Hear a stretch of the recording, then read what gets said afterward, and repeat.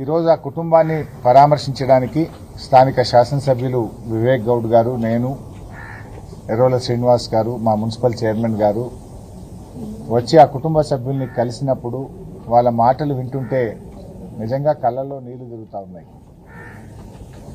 ఈరోజు వేణుగోపాల్ రెడ్డి ఆత్మహత్య ఒక రకంగా చెప్పాలంటే ఇది కాంగ్రెస్ ప్రభుత్వం యొక్క హత్య. వాళ్ళ వైఫ్ చెప్తా ఉంది పాపం, ఎక్కడ ఏ బ్యాంకుకు వెళ్ళి అప్పు పెట్టినా నువ్వు బిల్డరు, నీకు అప్పు ఇవ్వమన్నారట. ఒకప్పుడు బిల్డర్ అంటే లైన్లు కట్టి క్యూలు కట్టి అప్పులు ఇచ్చిన బ్యాంకులు 14 నెలల కాంగ్రెస్ ప్రభుత్వ పరిపాలన పుణ్యమాని బిల్డర్ అంటే అప్పు పుట్టని పరిస్థితి వచ్చింది. భార్య పేరు మీద లోన్ ట్రై చేశారట పాపం. కో అప్లికెంట్గా భర్త పేరుంటే నీ భర్త బిల్డరు, నీకు లోన్ ఇయ్యము అన్నారట. ఈ 13 నెలల కాంగ్రెస్ పాలనలో ఒక్క అపార్ట్మెంట్ కూడా అమ్ముడుపోక, బ్యాంకులకు పోతే అప్పు రాక, ఇంకా దిక్కుతోచని పరిస్థితుల్లో పాపం ఆత్మస్థైర్యం కోల్పోయి వేణుగోపాల్ రెడ్డి ఆత్మహత్య చేసుకున్నాడు.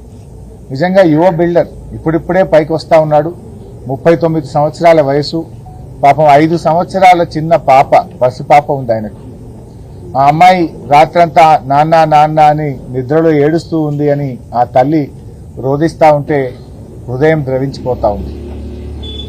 ఇప్పటికైనా రేవంత్ రెడ్డి కళ్ళు తెరవాలి. నిజంగా వాళ్ళ కుటుంబ సభ్యులు మాట్లాడుతూ గొప్ప మాట అన్నారు. మా వాడి ప్రాణం పోయింది, ఇంకా మిగతా ప్రాణాలు పోకముందైనా ఇప్పటికైనా రేవంత్ రెడ్డి కళ్ళు తెరిచి మరిన్ని ప్రాణాలు పోకుండా చూడండి అని ఆ కుటుంబ సభ్యులు మాట్లాడుతూ ఉన్నారు. ఇవాళ రాష్ట్రంలో ఏమైపోయిందంటే 14 నెలల కాంగ్రెస్ పాలనలో రైతుల ఆత్మహత్యలు, చేనేత కార్మికుల ఆత్మహత్యలు, ఆటో డ్రైవర్ల ఆత్మహత్యలు, చివరికి బిల్డర్లు కూడా ఆత్మహత్యలు చేసుకునే పరిస్థితి వచ్చింది. 10 ఏళ్ల బీఆర్ఎస్ పాలనలో నిర్మాణ రంగానికి మన రాష్ట్రం, మన హైదరాబాద్ స్వర్గధామంగా ఉండే. రియల్ ఎస్టేట్ రంగం అద్భుతంగా 10 ఏళ్లు వృద్ధిలో నడిచింది.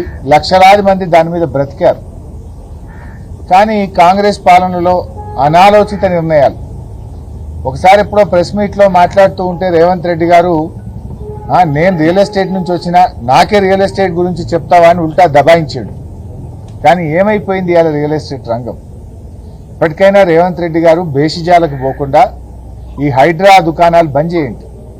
వాళ్ళ ఆయన భార్య చెప్తా ఉంది, హైడ్రా వల్లనే ఎవరొచ్చి ఫ్లాట్లు చూడడము వెళ్ళిపోవడం. వాస్తవానికి ఆయన నిర్మిస్తున్నటువంటి అపార్ట్మెంట్లో హైడ్రా సమస్య కానీ ఎటువంటి ఇబ్బంది లేదు. కానీ ప్రజలు భయభ్రాంతులకు లోనవుతా ఉన్నారు. వచ్చి చూసిన వాళ్ళు ఎవరు కూడా ఫ్లాట్లు కొనడానికి ముందుకు రాకపోవడం, 13-14 నెలల్లో ఒక్క ఫ్లాట్ కూడా అమ్మకపోవడం, చేసిన అప్పులకు మిత్తీలు కట్టలేకపోవడం, బ్యాంకుల్లో లోన్లు రాకపోవడం, భవిష్యత్తు ఆగమ్య గోచరంగా ఉండడం, ఇప్పట్లో ఈ రంగం బాగుపడుతుందా, నా అపార్ట్మెంట్ అమ్ముతుందా అనే నమ్మకం ఆయన కుదరకపోవడం వల్ల చివరికి ప్రాణాల మీదకి వచ్చింది. అంటే ఇలా నువ్వు హైడ్రా అనేటువంటిది పెట్టి ప్రజలను భయభ్రాంతులకు లోన్ చేసినావు. ఇలా విదేశాల్లో ఉండే, అమెరికాలో ఉండే వాళ్ళు, ఇతర దేశాల్లో ఉండే వాళ్ళు హైదరాబాద్లో అపార్ట్మెంట్ కొనాలంటే ఏమో హైడ్రా ఉందట అని వెనక ముందు అయిపోతున్నారు, ఆగిపోతున్నారు. ఉత్తర భారతదేశం నుంచి వచ్చే వాళ్ళు, గ్రామీణ ప్రాంతం నుంచి, పల్లెల నుంచి ఎవరైనా హైదరాబాద్లో అపార్ట్మెంట్ కొనుక్కుందాం అనుకున్న వాళ్ళు ఏమో హైదరాబాద్లని ఊలగొడుతుందట, అంత హైడ్రా నడుస్తుందట అనే భయంతో ఇతర రాష్ట్రాల వాళ్ళు కానీ జిల్లాల వాళ్ళు కూడా హైదరాబాద్లో పెట్టుబడులు పెట్టడానికి భయపడే పరిస్థితి వచ్చింది. ఇవాళ వేణుగోపాల్ రెడ్డి లాగా మరో చిన్న బిల్డర్లు పాపం కష్టపడి అప్పులు తెచ్చి 10 మందికి ఉపాధి కల్పిస్తూ తమ కాళ్ళ మీద తాము నిలబడుతున్నారు. ప్రభుత్వాన్ని ₹1 అప్పడగలే, ప్రభుత్వాన్ని ఏం గ్రాంట్ అడగలే, వాళ్ళు బతుకుతూ 10 మందిని బతికిస్తా ఉన్నారు. ఇవాళ అటువంటి వాళ్లకు ప్రాణం మీద తెచ్చినావు నువ్వు అన్ని తప్పుడు నిర్ణయాలు. రాగానే హైడ్రా అంటివి, పర్మిషన్లున్న ఇల్లు కూడా కూలగొట్టినావు కదా. తర్వాత హైకోర్టు మొట్టికాయలు వేసినాక, చేతులు గాలినాక ఆకులు పట్టుకున్నట్టు లేలే ఇప్పుడు పర్మిషన్లు ఉన్నాయి కూలగొట్ట అంటివి. కొట్టిన వాళ్ళ సంగతి ఏంది? ఇంకా కూడా రోజు టీవీ పెడితే ఆడ ఇల్లు కూలగొడుతుండ్రు, ఈడ ఇల్లు కూలగొడుతుండ్రు అంటే ఒక నెగటివ్ ఇమేజ్ ఇస్తా ఉన్నావు. దాంతో ఏమైపోయిందంటే ఆ పాజిటివ్ ఎన్విరాన్మెంటే రాష్ట్రంలో రాకుండా పోయింది. అటు మూసీలో పోతివి, పేదల ఇల్లు కూలగొట్టే ప్రయత్నం చేస్తుంది. రాగానే మెట్రో రైలు రద్దంటివి, ఫార్మాసిటీ రద్దంటివి, 10 గంటలకే హైదరాబాద్లో దుకాన్లు బంద్ చేయమంటివి, అన్ని ఆగమాగం నిర్ణయాలు, అనాలోచితమైన నిర్ణయాలు. దీని ద్వారా ఇలా ఆ పాజిటివిటీ అనేది రాష్ట్రంలో లోపించింది. ఇలా మార్కెట్ మొత్తం కూడా ఆగమైపోయింది. ఇవాళ జిల్లాల్లో కూడా అసలు ప్లాట్లు అమ్ముతలేవని, అపార్ట్మెంట్లు అమ్ముతలేవని, గేటెడ్ కమ్యూనిటీలు అమ్ముతలేవని, పిల్లల పెళ్లిళ్ళు ఉన్నాయి, పిల్లలు అమెరికా పోవాలి, ఏదైనా ఆపద పడ్డది, దవాఖాన ఉన్నది, అమ్ముకుందాం ఒక ప్లాట్ అంటే కూడా అమ్ముకోనటువంటి దయనీయమైన పరిస్థితి రాష్ట్రంలో వచ్చింది. 10 ఏళ్లలో కేసీఆర్ గారేమో హైదరాబాద్ అంటే దేశం మొత్తం హైదరాబాద్ దిక్కు చూసింది. ఉత్తర భారతదేశం వాళ్ళు వచ్చి హైదరాబాద్లో ఇన్వెస్ట్మెంట్ చేశారు. విదేశాల నుంచి హైదరాబాద్కి ఇన్వెస్ట్మెంట్స్ వచ్చాయి. కానీ మీరు వచ్చిన తర్వాత హైదరాబాద్ నుంచే బిల్డర్లు బెంగళూరు పోతున్నారు, బాంబే పోతున్నారు, నోయిడా పోతున్నారు. హైదరాబాద్ నుంచి బయటకు పోయే పరిస్థితి తెచ్చావు. మరి అలా ఈ వేణుగోపాల్ రెడ్డి గారి కుటుంబాన్ని ఎట్లా ఆదుకుంటారు? నేను ప్రభుత్వాన్ని మరి బిల్డర్స్ అసోసియేషన్ కూడా విజ్ఞప్తి చేస్తా ఉన్నా, ఇది మీ బాధ్యత కూడా. మీ తోటి బిల్డర్ చనిపోయినప్పుడు బిల్డర్స్ అసోసియేషన్ మొత్తం కూడా ఆ కుటుంబానికి అండగా నిలబడి ఆ చిన్న పాపను, ఆ కుటుంబాన్ని నిలబెట్టాలని చెప్పి మన తెలంగాణ బిల్డర్స్ అసోసియేషన్స్ను నేను కోరుతా ఉన్నా. ఇక 2 అసోసియేషన్స్ ఉన్నట్టున్నాయి, ఇద్దరు కూడా ముందుకు రావాలి, స్పందించాలి, ఈ కుటుంబాన్ని ఆదుకోవాలి. మరే బిల్డర్ కూడా ఇటువంటి పరిస్థితి రాకుండా అందరూ కలిసి ఈ సమస్యని పరిష్కరించుకోవాల్సిన అవసరం ఉంది. రేవంత్ రెడ్డి గారు కూడా ఆత్మవిమర్శ చేసుకొని రియల్ ఎస్టేట్ అంటే నాకు బాగా తెలుసని మాటల్లో చెప్పడం కాదు, మీరు వచ్చి వేణుగోపాల్ రెడ్డి గారి కుటుంబాన్ని పరామర్శించండి, ఆ ఫ్యామిలీ మెంబర్స్తో మాట్లాడండి, వాళ్ళకి ఏం కష్టం జరిగిందో అర్థం చేసుకోండి. ఇది మిగతా వారికి ఇలాంటి పరిస్థితి రాకుండా పరిస్థితిని చక్కబెట్టే ప్రయత్నం చేయండి. చిన్న చిన్న బిల్డర్లు ఉంటారు, బిల్డర్లు అంటే బడా బడా బిల్డర్లే కాదు, there are small people. Venugopal Reddy వాళ్ళు చాలా చిన్న వాళ్ళు ఉంటారు, అలాంటి వాళ్ళతో మీరు మాట్లాడండి. బిల్డర్స్ అనగానే పెద్ద పెద్ద కోటీశ్వర్లను పట్టుకొని ఆ 10 మందితో మాట్లాడితే అది బిల్డర్ల సమస్యలు కావు. చాలా మంది కూడా రెక్కాడితే డొక్కాడే వాళ్ళు స్వయం ఉపాధితో వాళ్ళ కాళ్ళ మీద వాళ్ళు నిలబడుతూ చిన్న చిన్న అపార్ట్మెంట్లో చిన్న చిన్న ఇండ్లు కడుతూ అమ్మే వాళ్ళు ఉంటారు. ఇలా వాళ్ళ పరిస్థితి దయనీయంగా ఉంది. ఆలోచించండి వాళ్ళ గురించి. హెచ్ఎండిఏలో అనుమతులు ఎందుకు ఆలస్యం అవుతున్నాయి? జిహెచ్ఎంసీలో అనుమతులు ఎందుకు ఆలస్యం అవుతున్నాయి? అధికారుల వేధింపులు ఎందుకు పెరుగుతూ ఉన్నాయి? పర్మిషన్లకు లంచాల పేరు ఇటా వేధింపులు ఎందుకు ఎక్కువైతా ఉన్నాయి? యూసీలు రావాలంటే సంవత్సరాల తరబడి ఎందుకు వెయిట్ చేయాల్సి వస్తూ ఉంది? మరి ఎందుకు ఈ పరిస్థితుల్లో ఇలాంటి పరిస్థితి వచ్చిందో? మీరే మున్సిపల్ మంత్రిగా ఉన్నారు, మీరే ముఖ్యమంత్రిగా ఉన్నారు, ఇప్పటికైనా చొరవ చూపండి. అధికారం ఎవరికి శాశ్వతం కాదు, రాజకీయాలు అంతకంటే కాదు. ప్రజలు ముఖ్యం, ప్రజల ప్రాణాలు ముఖ్యం. అందువల్ల బాగా ఆలోచించి మీరు సీరియస్గా ఈ అంశాన్ని రివ్యూ చేసి ఈ కుటుంబాన్ని ప్రభుత్వం కూడా ముందుకొచ్చి ఆదుకోవాలని, ఇలాంటి పరిస్థితి ఇంకెవరికి హైదరాబాద్లో రాకుండా ఉండడానికి, ఈ రియల్ ఎస్టేట్ రంగం మళ్ళీ పూర్వ వైభవాన్ని పొందే విధంగా ప్రభుత్వం చొరవ చూపాలని, బేషిజాలకు పోకుండా ఆత్మవిమర్శ చేసుకోండి, గుండె మీద చేసుకొని ఆలోచించండి. నిజంగా ఆయన భార్య, వాళ్ళ చెల్లెళ్ళు, వాళ్ళ తండ్రి గారు, వాళ్ళ మామగారు, వాళ్ళందరి మాటలు వింటే ఆయన గత 3-4 నెలల నుంచి ఎంత క్షోభ అనుభవించాడు.